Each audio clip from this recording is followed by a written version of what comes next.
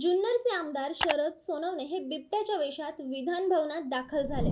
राज्यात सध्या बिबट्यांचा वावर खूप मोठ्या प्रमाणात वाढलाय. मानवी वस्तीत बिबट्या नेहमीच वावरताना दिसतो. जुन्नर तालुक्यात बिबट्यांच्या हल्ल्यात आतापर्यंत 50हून अधिक नागरिकांनी आपला जीव गमावलाय.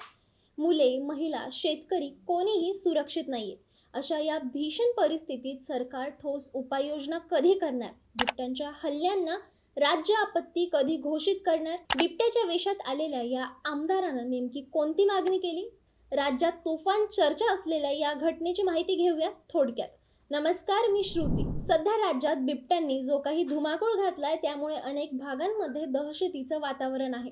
जुन्नर तालुका, पुणे, अहिल्यानगर, सोलापूर, नाशिक, धुळे, नागपूरपर्यंत अनेक ठिकाणी बिबट्यांचे मानवी वस्तीवरील हल्ले दिवसागणिक वाढत आहेत. या हल्ल्यांमध्ये अनेक निष्पाप लहान मुलांना जीव गमवावा लागलाय, तर अनेक जण गंभीर जखमी झालेत.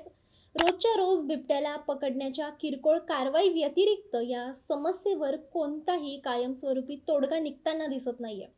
म्हणूनच जुन्नरचे आमदार शरद सोनवणे यांनी थेट नागपूरच्या हिवाळी अधिवेशनात बिबट्याचा वेश परिधान करून प्रवेश केलाय. त्यांच्या या अनोख्या आंदोलनाच्या स्टाईलची आणि त्यांनी मांडलेल्या गंभीर मुद्द्यांची तुफान चर्चा आहे. आमदार शरद सोनवणे यांनी सभागृहात सांगितलंय की राज्यात बिबट्यांची संख्या 9 ते 10 हजारापर्यंत पोहोचली आहे. फक्त जुन्नर तालुक्यात गेल्या 3 महिन्यात 55 लोक बिबट्याच्या हल्ल्यात मृत्युमुखी पडले. बिबट्यांना पकडण्याऐवजी किंवा त्यावर ठोस नियंत्रण ठेवण्याऐवजी सरकार मात्र महिलांना, शेतकऱ्यांना आणि लहान मुलांना गळ्यात काटेरी लोखंडी पट्ट्या घालण्याचा सल्ला देत आहे. परिस्थिती इतकी बिकट झाली आहे की आता अंगणात मुलं खेळताना दिसत नाही, रस्त्यावर दिसत नाही आणि शाळेतही सुरक्षित जातील की नाही हे सांगता येत नाही.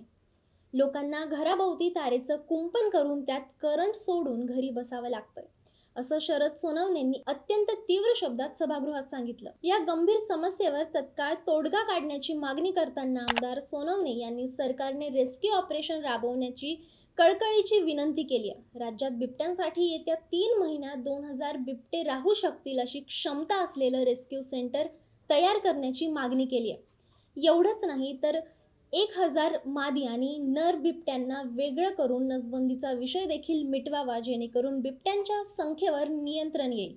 असा अत्यंत महत्त्वाचा उपायही त्यांनी यावेळेला सुचवलाय.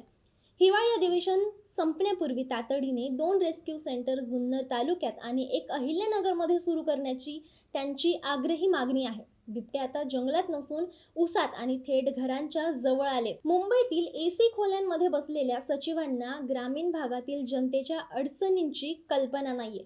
बिबट्यांचे हल्ले आता दिवसाढवळ्या महिला पुरुषांवर होत आहेत. त्यामुळे बिबट्यांच्या हल्ल्यांना तातडीने राज्य आपत्ती म्हणून घोषित करा, अशी सर्वात मोठी आणि महत्त्वपूर्ण मागणी शरद सोनवणे यांनी केली आहे.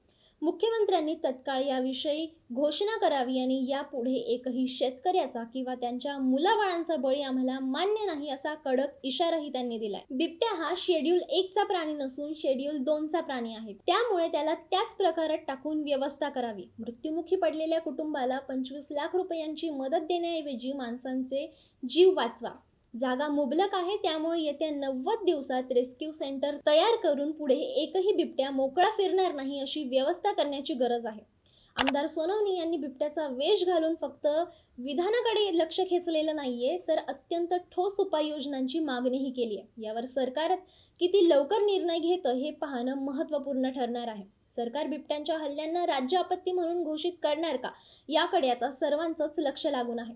याबद्दलच्या सर्व अपडेट्स आम्ही तुमच्यापर्यंत पोहोचवतच राहू. तुम्ही पाहत राहा थोडक्यात.